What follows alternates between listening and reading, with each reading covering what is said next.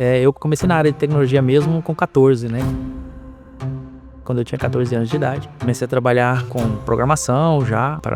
O primeiro sistema foi um sistema para gerenciar conta de água e esgoto da minha cidade, para a prefeitura. Trabalhava com um primo meu, ele tinha uma empresa de tecnologia na época, e essa empresa era pequena, cara, cidade de, na época, 14 mil habitantes, sei lá. Sempre fui curioso, e aí aquilo ali foi me chamando a atenção, desafios, coisas dinâmicas, coisas que não se repetem, entre aspas. Eu não daria certo para fazer uma tarefa repetitiva todo dia na minha vida. Esquece, não existe a mesma possibilidade. E aí com 14 eu comecei, né, a estudar bastante. Na época eu estudava com livros, era só livros, não existia internet, não existia nada. Então, comecei estudando e vi que programação era um negócio muito dinâmico, que eu teria a oportunidade de aprender muitas coisas, gestão de estoque, contas a pagar, contas a receber, foi o que me levou até um certo período, né? Eu trabalhei com isso, depois desenvolvi sistemas, montei uma empresa, tinha uma empresinha pequena na época, vendia equipamento, vendia software para gestão de farmácia, de empresas de autopeças. Então tinha o software ali de conta a pagar, conta a receber, aquelas coisas todas. E eu fiquei até um bom tempo com isso. Já tive uma escola de informática, já dei aula de TI aqui no interior de São Paulo, em Caçapava. Depois eu fui para Belo Horizonte, e quando eu voltei em Belo Horizonte em 99, comecei a trabalhar na Fiat. Então foi um divisor de águas. Até então eu era o eu presa. Eu desenvolvia o meu software, eu analisava, eu vendia, eu dava o suporte técnico, eu era o comercial ali da empresa, eu fazia tudo. Era cliente pequeno, era aquela coisa, não que era amador, mas era não era da forma que eu vi a tecnologia pós-Fiat, né? Que aí era um negócio estruturado, uma coisa muito mais robusta, processos ultra complexos. Enquanto eu estou falando de um contas a pagar de uma farmácia, por exemplo, um contas a receber de uma farmácia, estou falando de um contas a pagar de uma empresa como Fiat, que a complexidade mas muito, muito, muito superior. Então eu comecei trabalhando na Fiat, né? Eu era funcionário na época. Eu tive a oportunidade de participar de um projeto bem relevante, que esse projeto foi o projeto que fez a diferença na minha carreira profissional.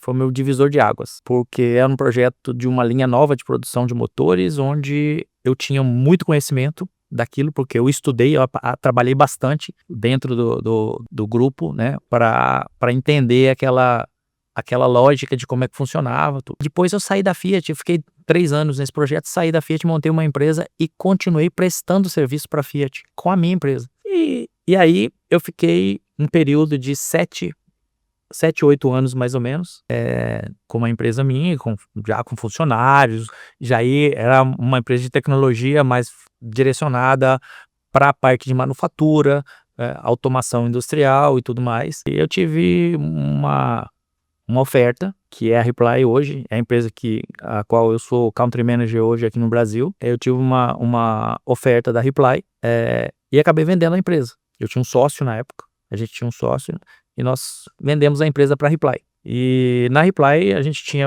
no início, a gente tinha funções separadas. Eu era toda a parte de tecnologia, eu sigo a minha carreira inteira praticamente, até então, até o início da Reply, sempre trabalhando com desenvolvimento de software, trabalhei com várias linguagens de programação, enfim.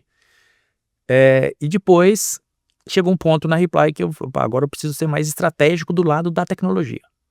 Então, aí já tinha programadores que trabalhavam comigo, já tinha um time maior, e chegou um ponto na Reply que agora, um novo divisor de águas, agora, e aí? O que eu vou fazer? A empresa crescendo, o que era sócio meu saiu da Reply, e aí chegou a oportunidade de entender para onde eu iria. Continuaria 100% como um CTO da empresa, dentro do grupo aqui no Brasil, sendo uma referência técnica, ou iria para o lado de gestão de financeiro, enfim, toda a parte de gestão do grupo no Brasil. A gente era pequeno ainda, a Reply tinha 25 funcionários, hoje a gente tem mais de 500. Acabou que a situação me fez decidir pelo lado de gestão. Sigo me atualizando com tecnologia, sempre, mas enferrujado no desenvolvimento de software. Eu entendo, não sei mais fazer software. Desenvolver software. Linguagem de programação mudaram uma infinidade de linguagens. Se eu precisar fazer alguma coisa, faria, mas tem um tempo de aprendizado novamente. Mas eu acho que hoje a minha carreira foi voltada muito mais para o lado executivo do que para o lado técnico propriamente dito, né? Por lado técnico, quando eu falo lado técnico, hoje no nosso time, já tem suporte técnico de uma infinidade de profissionais. Então, cabe a mim hoje, junto com outros diretores da Reply, né, que estão na estrutura, a gente definir a estratégia do negócio. Que tipo de tecnologia a gente vai utilizar, enfim. Até porque você conhece muito bem cada detalhe da empresa, de como que funciona a operação, o desenvolvimento, a estrutura, porque para você se compor como um ótimo gestor, você tem que conhecer cada detalhe, e você veio de baixo ali, construindo cada tijolinho, entendendo com perfeição cada coisinha, né? Eu conheci ali do início de um projeto até a entrega de um projeto final.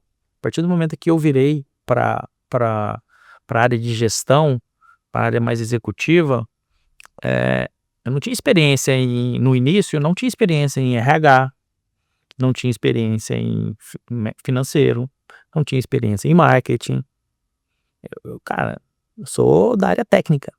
E você, além de começar a aprender outras áreas também ali, trazer especialistas também que somam com você, você falou uma coisa muito interessante, que você não via muita lógica em ter trabalhos repetitivos no seu dia a dia. Desde muito novo você já via isso, né? Pô, por que que eu vou... Uma coisa até que eu pergunto, por que que você acorda pela manhã, levanta da cama e faz o que faz todos os dias? Porque cada dia tem um problema diferente para resolver. Essa é ótimo. Então, assim, mas assim, isso é o dinamismo, né? Isso é ser dinâmico. Mas você vem também, assim, mas pelo que eu vejo, você também tem um propósito, mesmo que talvez lá no fundo você tenha uma forma de encarar a sua vida com um propósito diferente, porque você não parece gostar daquela rotina igual, você sempre quis criar algo além, né? Sair daquela coisa eh, repetitiva, né? E em falar nisso, coisa repetitiva, a gente está vindo agora com IA, que está substituindo todos os trabalhos repetitivos manuais, né? Tudo aquilo que é repetitivo, a IA hoje faz com excelência, né? Então toda a mão de obra humana que é repetitiva, que não exige uma forma tão criativa e lógica, o algoritmo hoje ele supre isso, né? Eu até imagino que você deva ter na sua visão como que as grandes empresas estão lidando com esse tipo de tecnologia, né? Como vai se comportar? Porque pode ter muitos funcionários de repente que vão ser demitidos em relação a isso, porque a IA vai conseguir suprir essa demanda de com excelência e redução de custo. Como que vocês veem? Cara, assim, eu vejo com tarefa repetitiva, assim, há bastante tempo já, antes de se falar como se fala hoje de IA, né? Eu vou citar um exemplo simples. Uma fábrica, tá? Vou voltar lá para a realidade lá atrás. Você tem um determinado linha de produção que você tem uma operação específica que você tem que apertar um parafuso, um exemplo. Cara, antes tinha um cara que ficava apertando um parafuso ali. Cara, não, coloca um robô. Aí você fala assim, pô, mas o cara vai perder o emprego dele. Tá, tudo bem, mas ele pode fazer outra coisa. Lá dentro daquela mesma fábrica. Ele não tem que ficar ali apertando aquele parafuso, né? E hoje o robô faz isso. Hoje não. Já há bastante tempo já faz esse tipo de coisa repetitiva, né? Então eu pego o parafuso do estoque, coloco lá no local e faço o aperto. Cara, isso é uma tarefa que um robô faz. Se você olhar hoje, a Tesla está se propondo a isso, está montando tá preparando aí um produto que é um robô que vai fazer uma infinidade de tarefas, otimiza. E a mesma coisa para o desenvolvedor de software. A mesma coisa para o desenvolvedor de software. Não vai deixar de existir o programador. Alguém tem que programar a IA, não tem? Alguém tem que criar aquilo ali. Então, quando a gente fala de IA hoje, acho que tem que tomar muito cuidado, porque as pessoas às vezes falam que IA, entre aspas, para pessoa que olha, tá só vendo ali naquele primeiro momento, que não se aprofundou, não estudou muito sobre aquilo, ou talvez seja mais leigo, não é a área. Ah, IA é ChatGPT. Não é isso, né? A gente sabe que não. E hoje, para o desenvolvedor de software, a partir de IA, o desenvolvimento utilizando ferramentas de inteligência artificial é um ganho muito alto de performance. Consequentemente, para a empresa, é um ganho. Nós temos caso que foi feito, um estudo de caso que nós fizemos com um projeto com o cliente. Nós desenvolvemos o mesmo projeto em paralelo. Nós tínhamos um time A desenvolvendo um projeto no desenvolvimento tradicional. O time B usando ferramentas de inteligência artificial para desenvolver aquele código. Nós tivemos uma performance de 60% de eficiência. Então, assim, é isso que as empresas, tanto os nossos clientes quanto a gente como um provedor de tecnologia, a gente quer. Eu quero ter, mas tem que ter alguém para operar aquilo ali, né? Tem que ter alguém que vai explicar para IA ali, no caso o nosso Copilot, porque o que eu quero gerar? Eu quero gerar um código que funciona assim, assim, assado, que precisa fazer isso, precisa fazer aquilo. Entre aspas, eu preciso criar um prompt. Vai ter, hoje já existem, né? A nova profissão aí que são os engenheiros de prompt. Tá, não vai ser só isso, óbvio que não é só um engenheiro de prompt, mas o desenvolvedor vai acabar com a profissão de desenvolvedor? Óbvio que não, claro que não.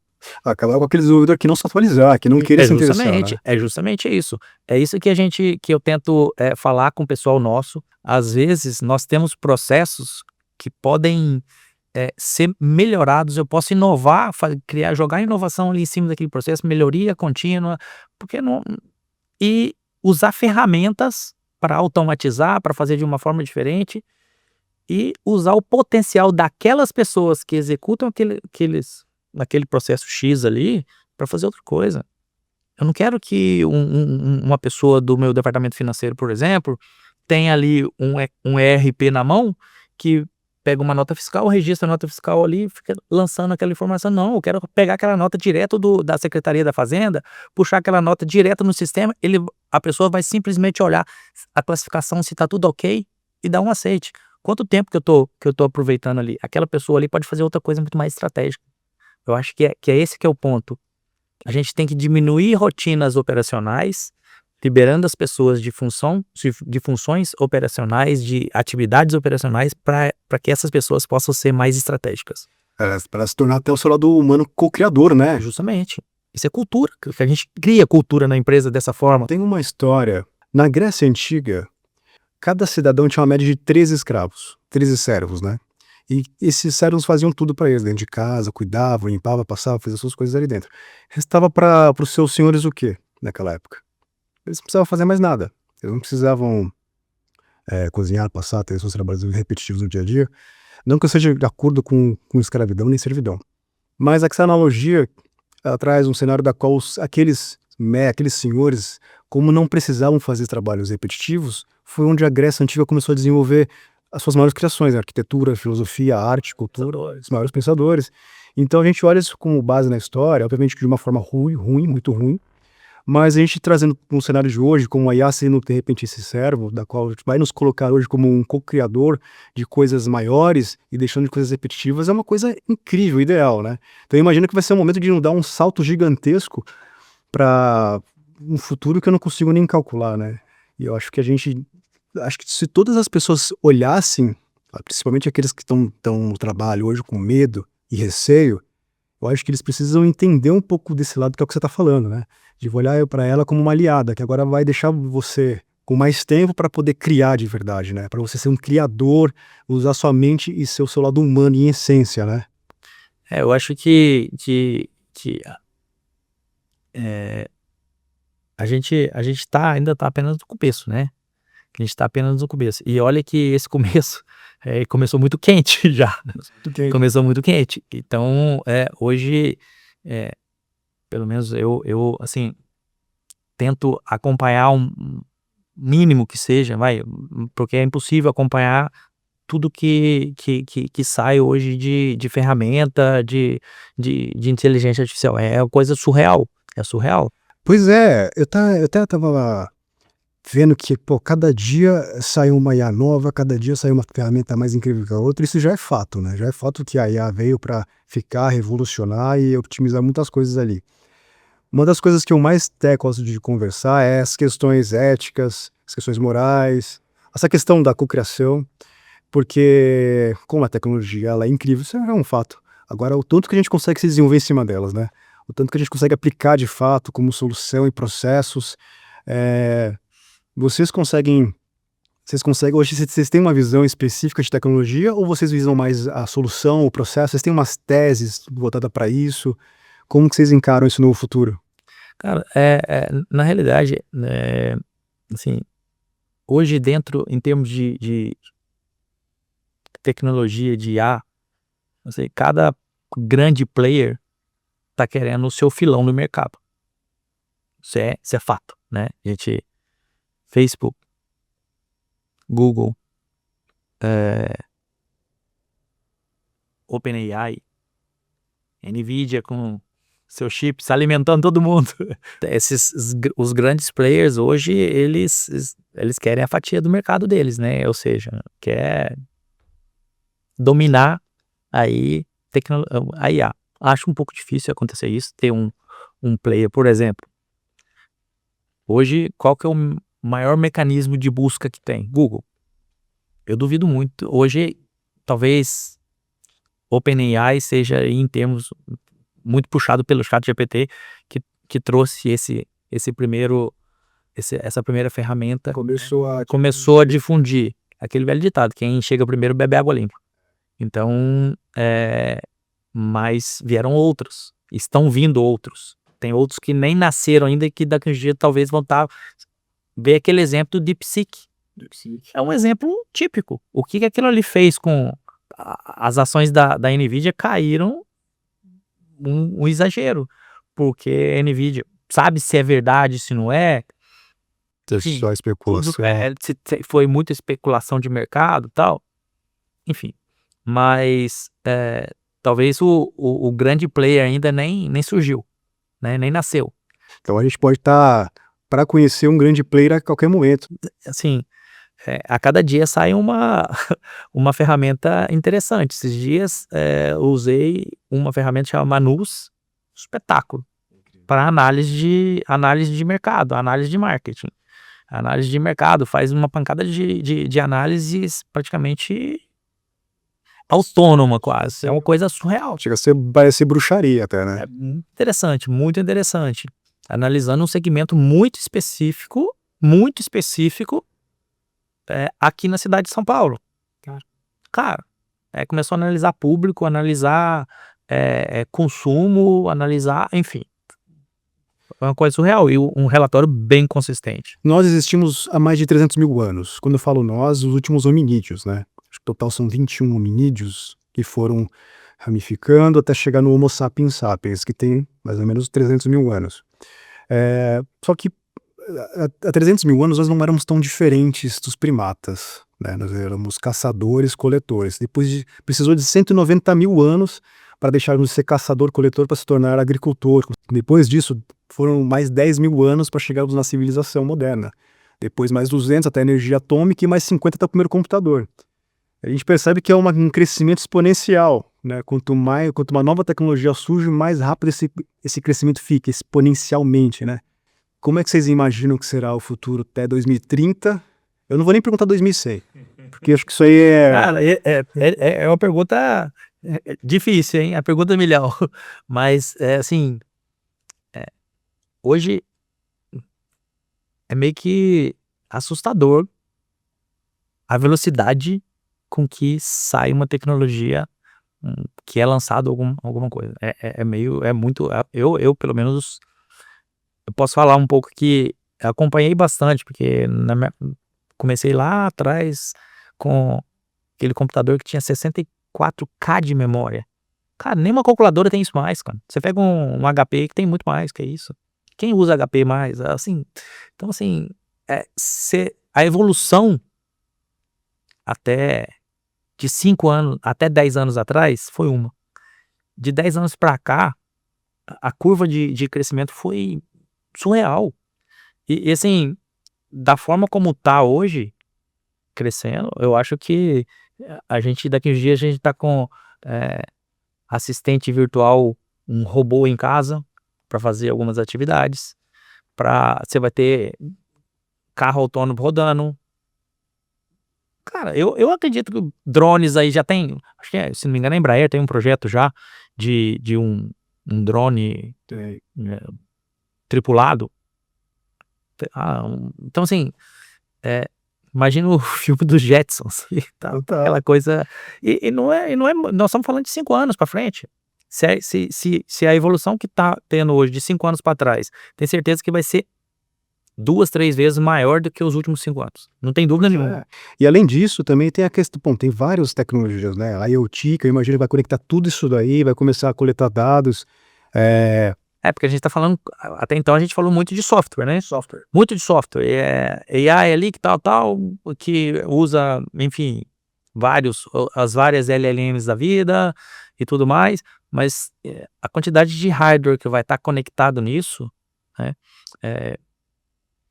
Hoje, acho que quando a gente fala um pouco de meio ambiente, sustentabilidade e tudo mais, a gente pode ver que a gente tem um potencial gigante para predição de uma série de fatores.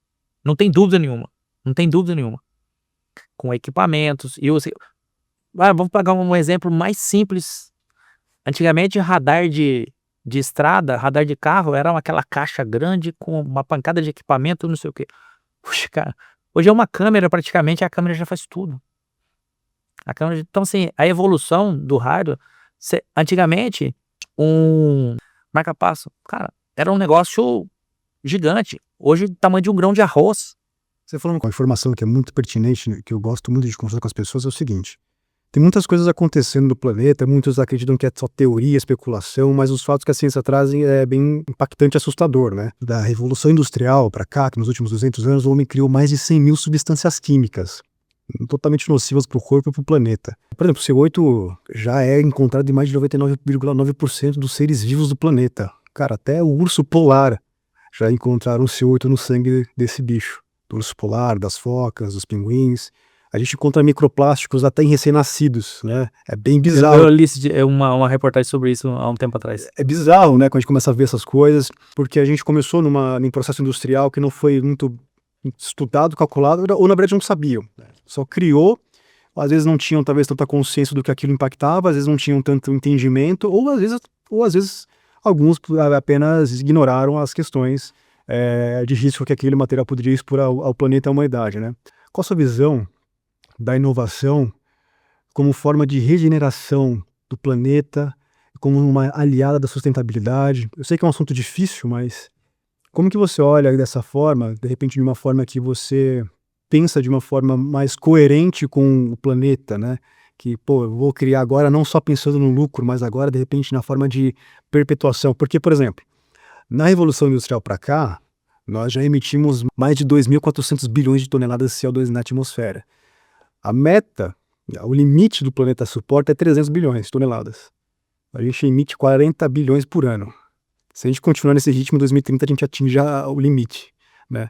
Então a gente vê que está indo para um ponto de aquecimento ali, se a gente não romper, vai passar de 1,5 para 2, e aí ficaria irreversível, né? Você tem uma visão em relação a isso?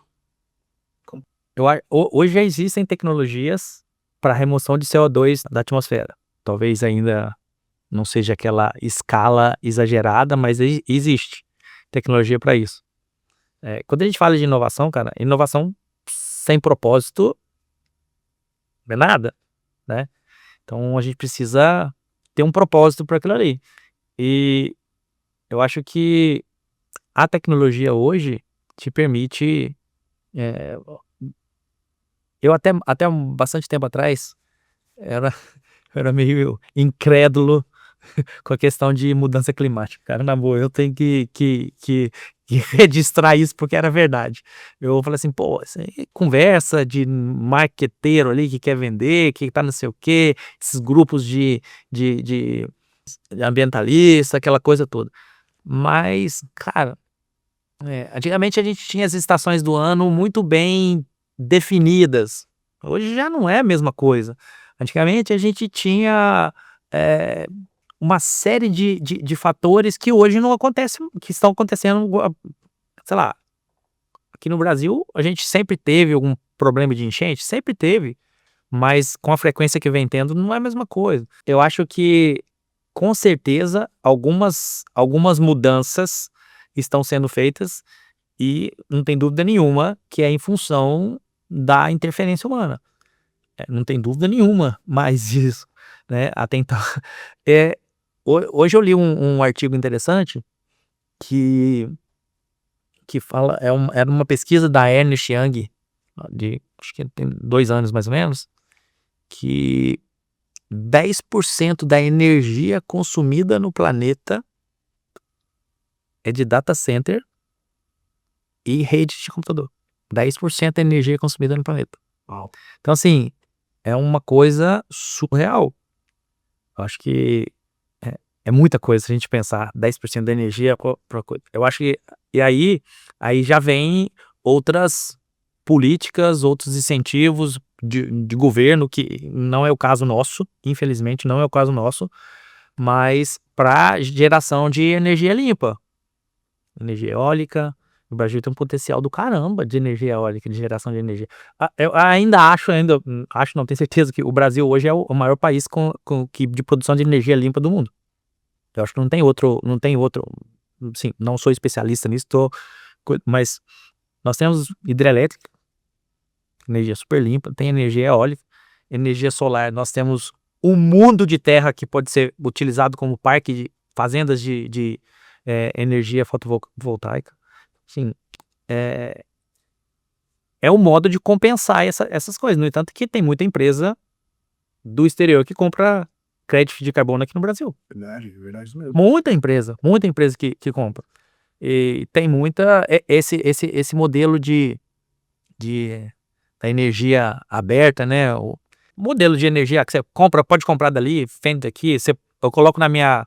Eu não sou especialista no caso, mas já li sobre isso. É bem interessante porque abre um filão de mercado. Eu posso vender a minha energia que eu gero lá na minha casa, na minha fazenda, enfim, onde que eu quiser pro João lá e é assim que funciona, né? Isso facilita, né? Isso facilita para essa modelo de geração de energia limpa, preservação e tudo mais, né? Não, você falou sobre a questão que você não acreditava e depois você foi vendo os fatos. Isso, pior que isso é real. A gente acaba não precisando ter ninguém falar, a gente acaba visualizando essas experiências no dia a dia, né? Mas eu quero voltar um pouquinho na nossa conversa e falar quando você começou a programar em um tempo que é muito diferente dos dias atuais. Quando você começou a sua vida na programação, na tecnologia, era bem diferente do que nós temos hoje, né? Como que você encara hoje a nova geração de programadores, desenvolvedores? Com a sua geração, com a tua época, você vê uma diferença? Tem uma diferença grande, né, então, uma diferença grande. Antigamente, isso é um ponto de vista meu, tá, gente? Então, se alguém tiver, cada um tem o seu ponto de vista, mas é o meu ponto de vista. Hoje não tem dúvida nenhuma que hoje é muito mais fácil programar do que naquela época. Não vou falar de muito tempo, não. Sei lá, há 15 anos atrás ali. Quando eu comecei, então, nem se fala. Você não tinha internet. Você não tinha onde buscar referência. Você tinha que buscar referência em livro. O que você tinha era livro. Imagina você trabalhando. Numa cidade de 16 mil habitantes, eu tinha que achar o livro certo quando eu vinha para uma cidade maior para comprar, ou então fazer uma compra dali para chegar. Aquele livro demorava 15 dias para chegar um livro, tal. Você tinha que. Não podia errar, senão você não tinha informação. Hoje você tá aqui no celular, você pega o celular, eu tô com dúvida para fazer isso. Ativei aquilo ali, fiz uma pesquisa no Google. Ou Eu quero fazer o Copilot lá, a ferramenta de geração de código da Microsoft. Eu tô precisando fazer assim, assim, assado, gera um código que faz isso, isso, isso. Cara, vai me gerar. Então, assim, naquela época, sei lá, 10, 15 anos atrás, eu acho que tinham programadores mais escovadores de bits. Que o cara precisava saber de como que um computador realmente funciona. Como que um sistema operacional realmente funciona. Por que que o Windows está mostrando aquela tela X?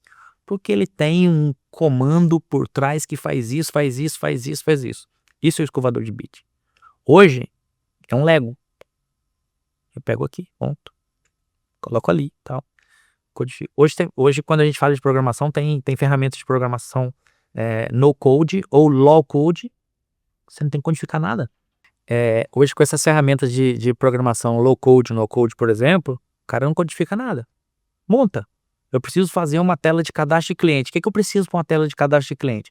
Nome, endereço, telefone, CPF dele, tal, tal. Enfim, tá ali. Ele monta a tela. Montou, a aplicação tá rodando. Em 5 minutos você coloca uma aplicação para rodar no celular. Como que eu me diferencio hoje com uma empresa de desenvolvimento e programação, já que eu tenho hoje tantas ferramentas acessíveis para desenvolver? Então hoje qualquer um, em sua casa, de uma forma mais simples, né? Na sua época já era mais difícil, né? Como você comentou. Hoje em dia qualquer um consegue programar, fazer... Mais fácil, né? É mais fácil, né? A pessoa tem insumo para aprender. Você tem a internet na mão, você tem excelentes ferramentas de desenvolvimento na mão, você tem ferramentas de inteligência artificial na mão. Então, para a empresa hoje, não é só desenvolver software, é resolver o problema do cliente. Esse é o ponto que a gente tenta sempre estar incutindo no pessoal. Nós precisamos resolver o problema do cliente. Eu preciso resolver um problema. Tecnologia todo mundo tem e consegue, mas agora você saber usar ela... Todo mundo tem, cara. Todo mundo tem. Ó, a mesma ferramenta que eu tenho, o meu concorrente tem, o João da esquina que acabou de montar a empresa dele tem. Todo mundo tem acesso às ferramentas. Isso é fácil, né? Agora, você saber dar uma solução para um problema de um cliente, por exemplo, tem um cliente nosso, esse cliente estava com um grande problema, é uma grande empresa, é uma fábrica de baterias aqui no Brasil. Eles tinham um grande problema de reciclagem, no processo de reciclagem. Eles recebem baterias de lítio e chumbo na mesma linha de reciclagem. E quando você vai para a reciclagem vai destruir aquela bateria completamente. O chumbo, ok. Só que se você colocar numa linha de reciclagem bateria de lítio, ela explode. Qual foi o desafio que o cliente passou pra gente? Nós temos que parar a linha quando tiver uma bateria de lítio na linha de reciclagem. Falei, tá bom. 5 empresas foram lá. Ninguém conseguiu dar uma solução. 5 empresas? 5 empresas. Nós estamos em processo com esse cliente. Nós fizemos o sistema usando visão computacional, com IA, com modelo treinado, onde eu tenho uma câmera que ele monitora todas as baterias que estão caindo na linha de reciclagem. Usando visão computacional, eu calculo o volume da bateria, né? Altura, largura, ali e tal. Eu calculo o volume. Eu recebo a informação do peso das balanças que tem na linha de produção. Considerando o peso mais o volume, eu identifico se tem bateria de lítio no meio ou não. Por quê? A bateria de lítio, ela pesa 20% a menos do que...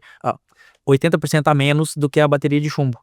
Então, eu tenho uma discrepância de peso em função daquilo ali. A hora que eu vejo, eu paro a linha de produção. Uau! E aí, ou seja, eu evito um problema, que pode ser um problema sério para o cliente, se uma bateria de lítio... porque eu não consigo ver. E agora nós estamos numa próxima etapa que talvez a gente vai avaliar numa segunda triagem com raio-x. avaliar a imagem de raio-x das baterias para identificar, porque uma bateria internamente de chumbo é diferente de uma bateria de lítio. Só que a gente não vê hoje, numa pré-análise, eu vejo isso através de volume e peso. Ou seja, vocês tiveram que aprender o negócio do cliente e aprender também toda a questão científica do produto para vocês encontrarem formas de aplicar a tecnologia em cima, né? Isso aí. Lembra que eu te falei do negócio do dinâmico? Sim. É isso que me motiva.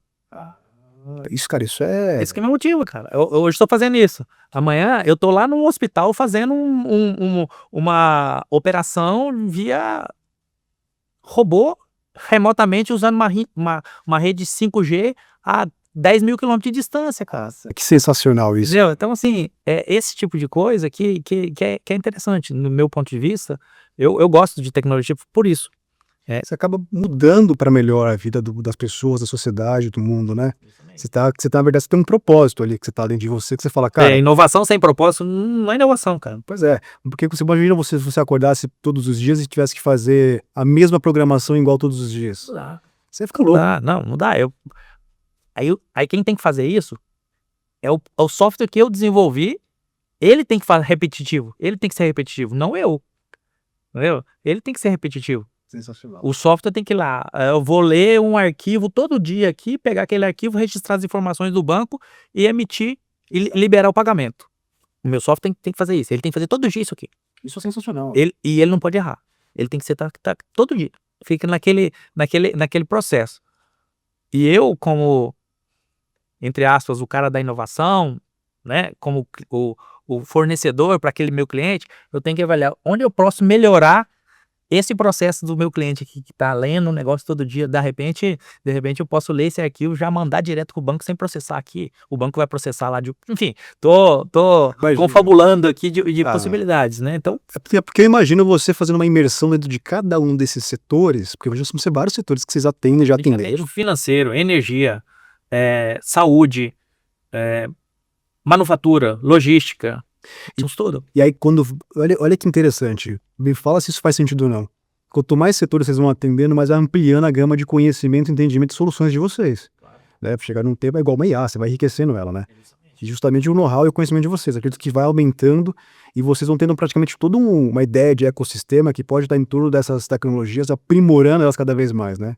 O Brasil é uma ótima oportunidade para desenvolver tecnologicamente? Quais são os desafios que vocês enxergam hoje? O Brasil hoje, em termos de tecnologia, não tem dúvida nenhuma que é excelente. Mas ainda, analisando as informações do Gartner, por exemplo, quando tem uma tecnologia nova ou uma tendência de mercado nova, talvez não só a tecnologia, quando a gente fala de tecnologia é uma coisa muito específica, né? Mas, por exemplo, vou citar o exemplo da indústria 4.0. Hoje é normal, é comum, né? A gente está falando de indústria 5.0 já. A gente não está... 4.0 é o padrão. A indústria 4.0 começou lá na Alemanha, não sei quantos anos atrás. O Brasil, a tendência, segundo o Gartner, de adoção de tecnologias, nós estamos atrás 2 anos e meio, mais ou menos. Então, por exemplo, a indústria 4.0, quando lá na Alemanha, quando na Europa, nos Estados Unidos estava em alta, a gente nem sequer tinha começado a pensar nisso. Quando a gente começou, eles já estão lá na frente de outras coisas. Por exemplo, na Reply na Europa, tem projetos já de computação quântica. Quanto que a gente no Brasil tem? Isso? Zero. Ninguém fala. Um ou outro que fala, algum pesquisa, coisa, mas quase não tem. Nós estamos falando de computação quântica lá na Reply tem 1 ano e quase 2 anos. Entendeu? Então, assim, essa dificuldade veio muito por questão de fomento. O governo não oferece incentivo para isso. Bom, muitos falam que os grandes programadores, especialistas em programação e tecnologia acabam indo para fora, para as grandes empresas lá fora. Por falta até de investimento no próprio país, aqui no Brasil, né? Como que você vê isso? Eu acho que a gente já perdeu muito, principalmente na época de pandemia. Hoje nem tanto. Mas a gente perdeu muito profissional bom para empresas estrangeiras. Em função do salário, óbvio. Então, um profissional deixa de receber, sei lá, 10 mil reais aqui e vai receber $10.000 lá. Mais ou menos, eu já tive um caso na nossa empresa, o cara saiu para receber $10.000. Você não tem como segurar, né? Mas em termos de tecnologia, de mercado em si, essa questão do governo é um ponto o governo há 2 anos começou a investir em algumas coisas de fomentar a indústria 4.0 e tal, e a gente já está agora começando com a indústria 5.0, com a revolução, a nova revolução industrial é agora, a gente está nela, né? A nova revolução que é inteligência artificial, sem dúvida nenhuma isso. A pandemia acelerou muita coisa? Para a tecnologia, eu acho que sim. Na pandemia, a gente, como empresa, a gente teve, no início, nos 2 primeiros meses, a gente teve aquele dificultador de relação com contrato, conflito de contrato, cliente, tava todo mundo sem saber o que fazer. Mas na pandemia nós crescemos mais de 25% no ano de 2020. Então, assim, por que isso aconteceu?